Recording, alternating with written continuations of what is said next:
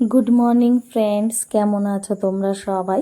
Mom and children ব্লগে তোমাদের সকলকে স্বাগত জানিয়ে আমার আজকের নতুন ব্লগটা শুরু করছি। তো দেখো, সকাল সকাল চলে এসেছি কিচেনে। সকাল বলতে এখন বাজে ভোর 5টা। তো সেই 5টার থেকেই আমার দিন শুরু হয়ে গেছে। তো দেখো, এখন আমি গ্যাস ওভেনটা ভালো করে মুছে নিচ্ছি। প্রথমে স্কচ ব্রাইটটা দিয়ে মেজে নিয়েছিলাম।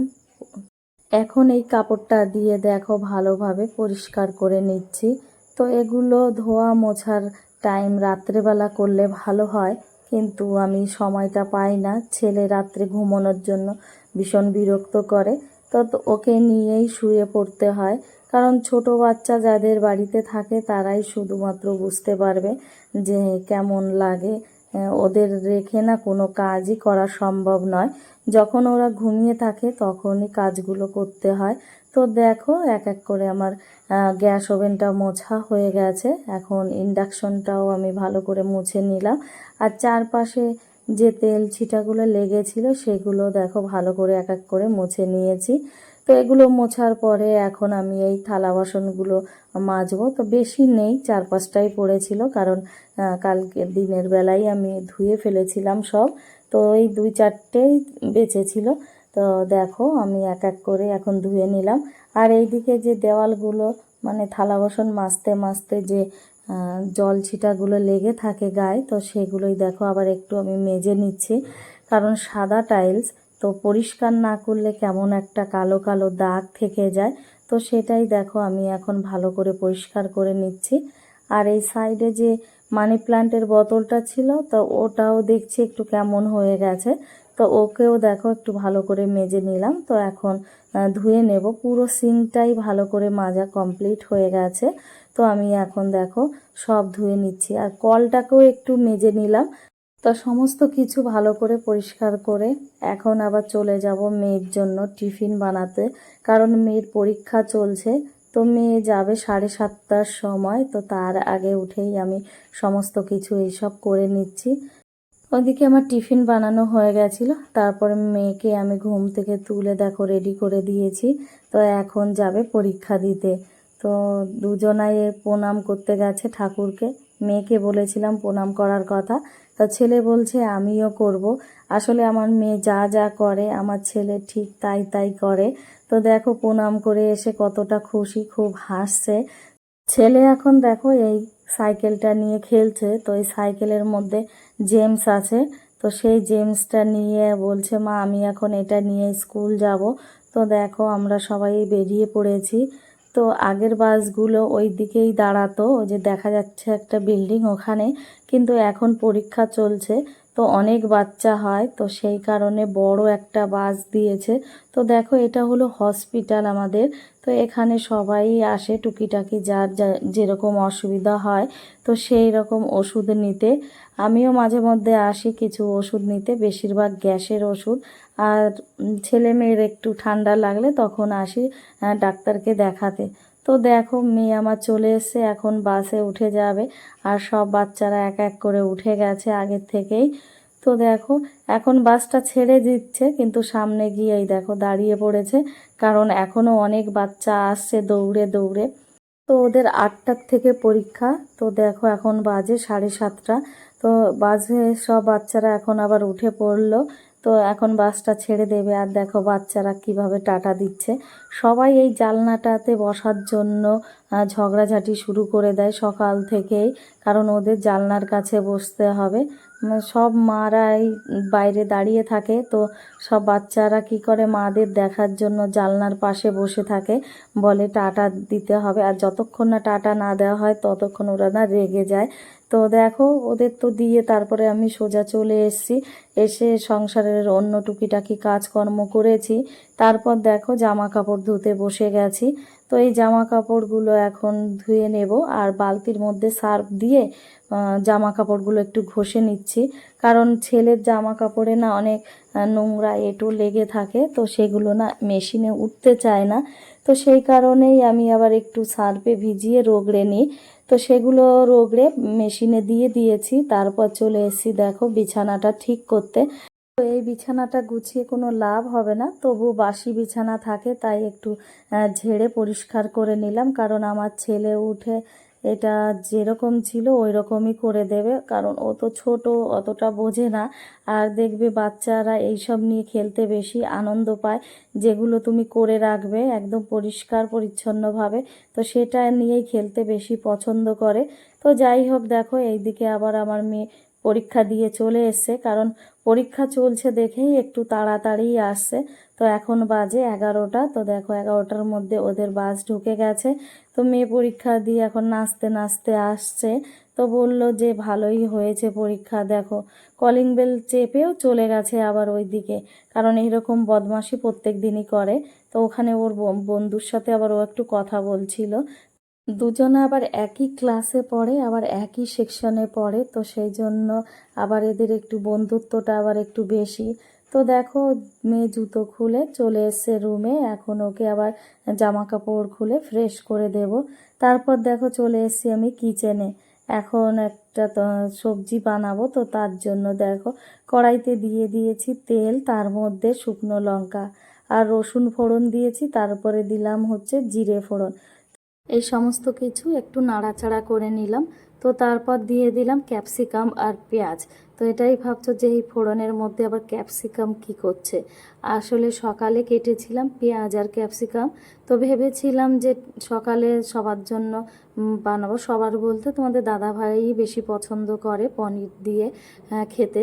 তো সেটাই ভেবেছিলাম যে একটু বানাবো পনির ভুজিয়া, তো তার কারণেই এই পেঁয়াজ আর ক্যাপসিকামটা কেটেছিলাম। তো কেটে রাখার পর তারপরে গেলাম ফ্রিজের কাছে, তো পনিরটা বের করতে।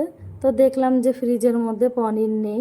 তো আমার আসলে মনে ছিল না যে ফ্রিজে আর পনির নেই। তো এখন কি করব, সবজিটা কি আর নষ্ট হবে? এমনি রেখে দিলে নষ্ট হয়ে যাবে। তো সেই কারণেই ভাবলাম এর মধ্যে দিয়ে দিই, তো এটা খেতে তো ভালোই লাগবে। তো সেই কারণে দেখো ভালো করে একটু ভেজে নিলাম, নালে আবার গন্ধ ছুটবে।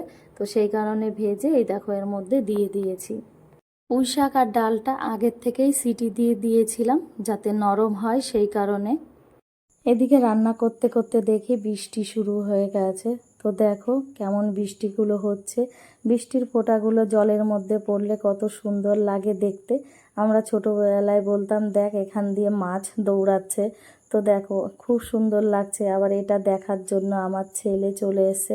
তো এরা তো আর বাইরে গিয়ে দেখতে পারবে না, তো এই গ্যালারির মধ্যে থেকেই যেইটুকু আনন্দ করতে পারে তো সেইটুকুই করে। তো দেখো ওর মধ্যে হাত বাড়িয়ে বাড়িয়ে জলটা হাতে পড়ছে, তা খুব আনন্দ পাচ্ছে। তো ওইদিকে বৃষ্টিটা দেখে আবার দেখো চলে এলাম রান্না করতে, কারণ রান্না তো আর বন্ধ করা যাবে না। তো এইদিকে পটল আর পেঁয়াজটা ভাজছিলাম কালো জিরে ফোড়ন দিয়ে। তো ভাবলাম পেঁয়াজ আর পটল ভাজাটাই বানাবো, কিন্তু পটল ভাজাটা দেখে ভালো লাগলো না। হঠাৎ মনে হলো এর মধ্যে একটু না পোস্ত আর সর্ষে বেটে দিই, তাহলে হয়তো খেতে ভালো লাগবে। তো সত্যি খেতে খুব সুন্দর হয়েছিল। আমি এর মধ্যে সর্ষে আর পোস্ত আর কাঁচা লঙ্কাটা বেটে দিয়েছি, তো ঝাল ঝাল হয়েছিল। সর্ষে দিয়ে পোস্ত দিয়ে পটলটা তো আমার বানানো কমপ্লিট হয়ে গেছে।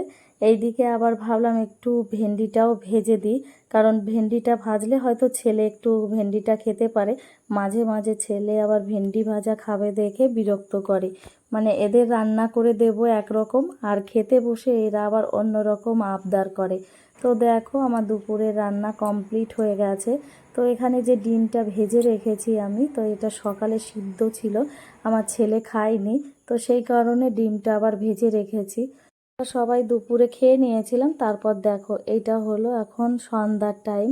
তো এখন সবাই যাব বার্থডে পার্টিতে। তো এইদিকে আবার বাপ বেটা দুজনাই জুতো পরে নিচ্ছে। তো সবাই রেডি হয়ে গেছি, মেয়ের হাতে দেখো গিফট। তো ছেলে এখন বলছে গিফটটা আমি নেব, দেখো ওর পাপাকে দিচ্ছিল, ও নিয়ে নেবে।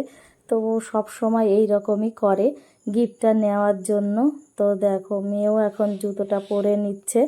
তো ছেলে আবার দিদির সাইকেলটা দেখো ধরে বেলটা বাজানোর চেষ্টা করছিল। তো এখন ও আবার ওর পাপার কোলে উঠে যাবে। তো 4তলার ওপর বার্থডে পার্টিটা হচ্ছে। তো দেখো এখন আমরা সবাই যাচ্ছি। ছেলে তো আর হেঁটে হেঁটে অত দূর যেতে পারবে না, তো সেই কারণে ছেলেকে ওর পাপা কোলে নিল। তো এখন দেখো কোলে নিয়ে যাচ্ছে, আর এদিকে আমিও যাচ্ছি। তো যেতে না খুব কষ্ট হয়, 4তলার উপর উঠতে ভীষণ কষ্ট লাগে। নামতে তো কোনো অসুবিধা হয় না, বোঝাই যায় না, কিন্তু 4তলার উপর ওঠাটা ভীষণ কষ্ট। তো দেখো আমরা চলে এসেছি। তো এখানে দেখো বারান্দাতেই সব চেয়ারগুলো পেতেছে আর সব রেডি করছে, এখনও আর কি কিছুই কমপ্লিট হয়নি। হয়ে যেত কমপ্লিট, বাইরে ছাদের ওপর প্রোগ্রামটা ছিল যে ওখানেই বার্থডে পার্টিটা হবে। তা বৃষ্টি এরকম শুরু হয়েছে না, তা এদের ওখানে সাজিয়েছিল, তো সেখান থেকে ভেঙে নিয়ে চলে এসছে আবার বারান্দাতে, তো ওখানে সাজাচ্ছে। তো এইদিকে দেখো পাশের রুমটাতে আবার ছোট একটা বাচ্চা আছে, আমার ছেলে আর এখানে চলে এসছে, ওর খেলনা নিয়ে খেলছে। তো দেখো ফাইনালি তো বার্থডে পার্টির ওখানে সব কিছু সাজিয়ে নিয়েছে, এখন কেকটা কাটা হবে। আর দেখো আমরা সবাই এখানে বসে আছি। এখানে জায়গাটা খুবই কম, ভীষণ অসুবিধা হচ্ছিল। আর রুমের মধ্যে সবাই করে, তা এনারা করেননি হয়তো, অনেক জিনিসপত্র রুমের মধ্যে ছিল ডাইনিং হলে, তো সেই কারণে না করতে পারেনি, এই কারণে বারান্দাতেই করেছে। তো দেখো এই যে আমার ছেলে দাঁড়িয়ে আছে, পাঞ্জাবি পরে এসছে। আর বারান্দাতে তো একটু গরমও লাগছে, বাইরে ভীষণ বৃষ্টি হচ্ছে, এই জন্য ভেতরটা একটু গরম। তো ওইদিকে তো কেকটা কাটা হচ্ছে, আর আমার মেয়ে এখানে দাঁড়িয়ে আছে আর ছেলেও দাঁড়িয়ে আছে, ওরা ওই সামনে যাবে, তো ওখানে কেক কাটার ওখানে গিয়ে আবার ওরা ফটো তুলবে। তো আমাদের এই বিল্ডিংটাতে এখানে রয়েছে 12টা রুম, আর বাদবাকি যেসব বিল্ডিংগুলো আছে তো সেখানে 14টা করে রুম। তো সেখানে 14খানা ফ্যামিলি থাকে, তো বুঝতেই পারছো কত বাচ্চা হয়। তো জন্মদিন এদের আর কি একদিন বাদে বাদে একটা লেগেই থাকে। তো দেখো এইদিকে বেলুন সাজানোটা কত সুন্দর হয়েছে, খুব সুন্দর লাগছে। আর সব বাচ্চারা দাঁড়িয়ে পড়েছে ফটো তুলতে। তো দেখো সব কত আনন্দ করছে, আর সবার হাতে একটা একটা করে চকলেট, দেখো চকলেটটা নিয়ে সবাই আবার ফটো তুলছে। তো এইভাবে যে কত ফটো তুলতে হয়, মাসে একটা দুটো করে তো জন্মদিন থাকে, তো এরাও খুব আনন্দ পায় যে বার্থডে পার্টির নিমন্ত্রণ পেলে ওরাও খুব আনন্দ পায়। তো দেখো বাচ্চাগুলোকে আর বারান্দায় রাখলো না, ওরা চলে এসছে রুমের মধ্যে, তো ওখানেই ওরা কেক খাচ্ছে। আর এইদিকে দেখো আমরা সবাই রয়েছি এখানে, আবার সবাইকে কেক খেতে দিচ্ছে। তো সবাই এখন আমরা কেক খেয়ে নিচ্ছি। এই দেখো এবার আমিও কেকটা নিয়ে নেব। তো কেকটা খেতে খুবই সুন্দর ছিল। আর দেখো এক একজনা তো ছাদের উপর গিয়ে বসে আছে, কারণ এই ভেতরটার দিকে না খুব গরম লাগছিল এই কারণে, আর ছাদের ওখানে ভীষণ ঠান্ডা হাওয়া দিচ্ছিল। তো বাচ্চাগুলোও দেখো বসে বসে এখন কেক খাচ্ছে আর খেলছে, বাচ্চাদের আর কি, ওরা যেখানেই বসবে সেখানেই আনন্দ চিৎকার চেঁচামেচি শুরু করে দেয়। তো দেখো আবার তোমাদের একটু আবার ছাদটা দেখালাম। তো এই ছাদে দেখো কত গাছ লাগিয়েছে, কত সুন্দর হয়েছে। তো এরকম ছাদ থাকলে লাগাতে খুবই ভালো লাগে। তো সেই ছাদটাই আর কি তোমাদের ঘুরিয়ে ঘুরিয়ে দেখাচ্ছি। আর এই দেখো আমাদের সব মহিলাগুলো আর ওখানে থাকতে পারলো না, বৃষ্টিটা থেমে গেছে, তো সেই কারণেই। আর এই দেখো তোমাদের দেখাচ্ছি আমাদের ঘরের সামনেই পার্ক, তো এখান থেকে ভালো দেখা যায় পার্কটা, ওখানেই আমরা যাই প্রত্যেক দিন বিকালে। তো দেখো এবার দিয়ে দিচ্ছে মিষ্টির প্যাকেট। তো এখন আমরা সবাই একটা একটা করে মিষ্টির প্যাকেট নিয়ে নেব। আর এইদিকে দেখো সবাই ফটো তোলার জন্য দাঁড়িয়ে পড়েছে। এদিকে আমরা ফটো তোলায় ব্যস্ত, দেখো সবাই গল্প করছে ফটো তুলছে।